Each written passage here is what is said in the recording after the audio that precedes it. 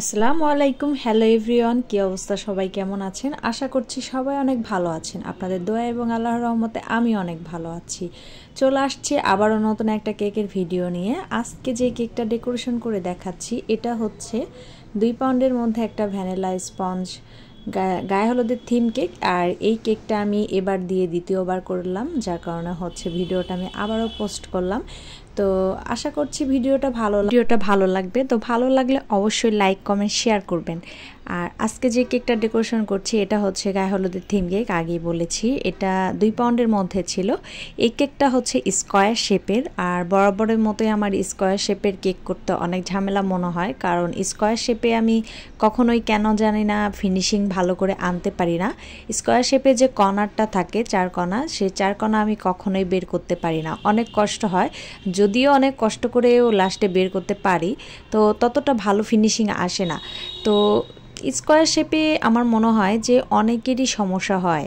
এমনি রাউন্ড কেকে যেমন আপনার সুন্দর করে রাউন্ড শেপ চলে আসে, কোনো রকম ঝামেলা ছাড়াই আপনি ফিনিশিংটা সুন্দর করে দিতে পারবেন। কিন্তু স্কোয়ার শেপে কেন জানি না ভালো করে ফিনিশিং আনতে পারি না আমি। তো বেশিরভাগ ক্ষেত্রে হচ্ছে আপনার স্কোয়ার শেপের কেক যখন আমি তৈরি করি তখন হচ্ছে আমি 4 কণাটা বেশি ভালো করে ফিনিশিং আনতে পারি না দেখে ওইটা হচ্ছে স্ক্রাবারের সাহায্যে সুন্দর করে একটা শেড দিয়ে দিই, যাতে করে হচ্ছে আমার ফিনিশিংটা না আসলেও খারাপ লাগবে না। তো এই কেকটা অনেক কষ্ট করে ফিনিশিং বের করেছিলাম। যাই হোক, ততটা ভালো হয়নি ফিনিশিং, তবুও চেষ্টা করছি। অনেকক্ষণ লেগেছে আমার এই স্কোয়ার শেপটা ফিনিশিং আনতে। বেশিরভাগ ক্ষেত্রে হচ্ছে আমার পেজে আমি রাউন্ড শেপ কেক করে থাকি, আর রাউন্ড শেপের কেক হচ্ছে অনেক সহজ, যেটা হচ্ছে সুন্দর করে ফিনিশিং চলে আসে, আপনার অতটা পরিশ্রম দিতে হয় না। আর স্কোয়ার শেপ কেক আমার খুবই কম করা হয়, তো মাঝে মধ্যে 2-1টা হচ্ছে স্কোয়ার শেপের কেক যখন আসে তখন হচ্ছে এই যে এভাবে ডেকোরেশন করি। অনেকক্ষণ ভরে হচ্ছে আমার ফিনিশিংটা আনতে হয়, অনেকটা সময় লস হয়ে যায়। যতক্ষণ ভরে স্কোয়ার শেপে আমি ফিনিশিং আনি ততক্ষণ ভরে আমার রাউন্ড শেপের অনেকগুলো কেক ডেকোরেশন হয়ে যায়। তো জানি না এমন কেমন হয়, তো যাই হোক এটা আপনাদের সঙ্গে শেয়ার করলাম। তো কেকটা ছিল গায়ে হলুদের থিম কেক। আমার কাছে অনেক ভালো লেগেছে কেকটা, এটা সেমি ফন্ডেন্ট কেক ছিল। তো এই কাস্টমার হচ্ছে এই কেকটা দেখে পছন্দ করেনি, কারণ হচ্ছে উনি নিজেই কাস্টমাইজ করে দিয়েছিল। বাট আমি এই যে চারপাশে যে ফিনিশিংটা, এই ফিনিশিংটা হচ্ছে একটু কম আসছে, ফিনিশিংটা ভালো করে আসেনি দেখে কাস্টমারটা একটু রাগ হয়েছিল, কারণ ওনার ভালো লাগেনি এই কেকটা, বলেছিল যে আপু এইরকম ফিনিশিং কেন। তো যাই হোক, পারফেক্ট ফিনিশিং কিন্তু স্কোয়ার শেপে আনাটা খুবই কষ্টের। তবুও আপনারা অপেক্ষা করুন, কেকের ফাইনাল লুকটা দেখে বলবেন যে কেকটা কি আসলেই খারাপ হয়েছিল না ভালো হয়েছিল। তো কেকটা কিন্তু অনেক সুন্দর হয়েছিল আমার কাছে। তো আপনাদের কাছে কেমন হয়েছিল অবশ্যই একটু বলবেন, যেহেতু কাস্টমার সামান্য একটু ফিনিশিংয়ের জন্য অনেক কথাই শুনিয়েছে আমাকে। যাই হোক, অনেক কষ্টও পেয়েছি। তো এরপরে হচ্ছে ফন্ডেন্ট দিয়ে কিছু কাপড়ের মতো বানিয়ে রেখেছিলাম, তো সেটা আমি 2 সাইডে দিয়ে দিব। আর ফন্ডেন্ট কাজে হচ্ছে এই ফন্ডেন্টটা আমি বেলে এইভাবে বানিয়ে হচ্ছে অনেকক্ষণ বাইরে রেখে দিই।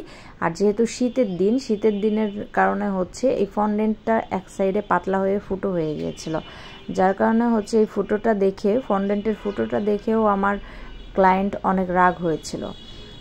তো ফন্ডেন্ট ডেকোরেশন করা কিন্তু অনেক কষ্টের, অনেক রিস্কের। এগুলো হচ্ছে বেশিক্ষণ আগে রেডি করে রাখলে ডেকোরেশনটা বেশি তাড়াতাড়ি নষ্ট হয়ে যাওয়ার সম্ভাবনা থাকে।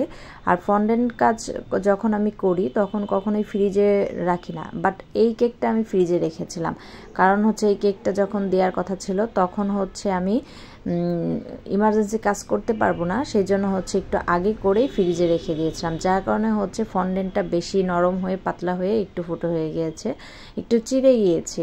এই ফন্ডেন্টটা আপনারা যখন ফন্ডেন্ট ডেকোরেশনের কাজ করবেন তখন একটা কাজ ভালো করে করবেন, একটা কাজ ভালো করে মনে রাখুন যে ফন্ডেন্ট ডেকোরেশন করে কিন্তু ফ্রিজে বেশিক্ষণ রাখবেন না। ফ্রিজে এটা বেশিক্ষণ রাখলে হয় কি, আপনার কেকের ডিজাইনটা একটু নষ্ট হয়ে যায়, যেহেতু ফন্ডেন্ট দিয়ে করা। তো আমি ম্যাক্সিমাম টাইমে হচ্ছে ফন্ডেন্ট কেক যখন ডেলিভারি দিই, দেন তার আগের মুহূর্তে আমি কেকগুলো ডেলিভারি করে দিই। এটা আমি বেশিক্ষণ ফ্রিজে রাখি না। তো এই কেকটা হচ্ছে বেশিক্ষণ ফ্রিজে রাখতে হয়েছিল।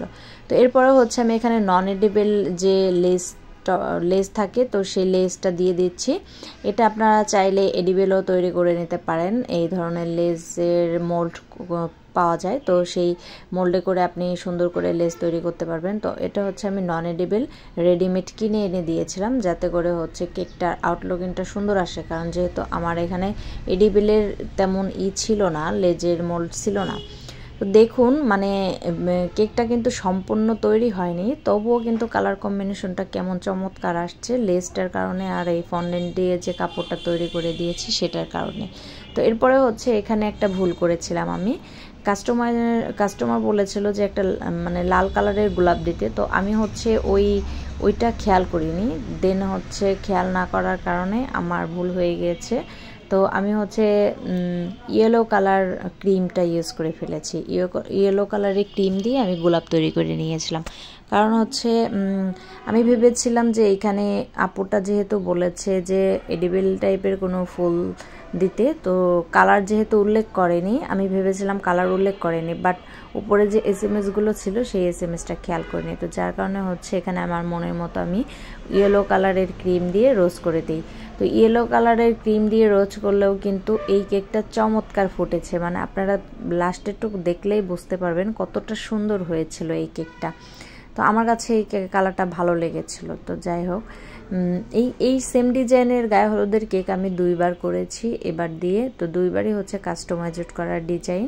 কেকটা কিন্তু দুর্দান্ত ছিল, আর কেকটা হচ্ছে আমি একটু কম প্রাইজের মধ্যে রেখেছিলাম, কারণ যেহেতু এখানে আমি নন এডিবেল লেস ইউজ করেছি, নন এডিবেল ফুল মানে ক্রিম ফুল ইউজ করেছি, এখানে যদি আর্টিফিশিয়াল ফুল ইউজ করতাম তাহলে একটু প্রাইস বেশি পড়তো।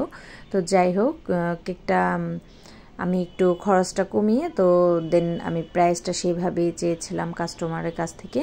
তো কেকটা কিন্তু ভালো লেগেছে। এরপরে কিন্তু আমি চারপাশ দিয়ে কিছু গোলাপ ফুলের পাতা দিয়ে দিচ্ছি, এটা আমি ছিঁড়ে নিয়ে ভালো করে পরিষ্কার করে নিয়েছি। তো এই গোলাপ ফুলের পাতাটা দেওয়ার কারণে কিন্তু কেকটা আরও সুন্দর দেখাবে।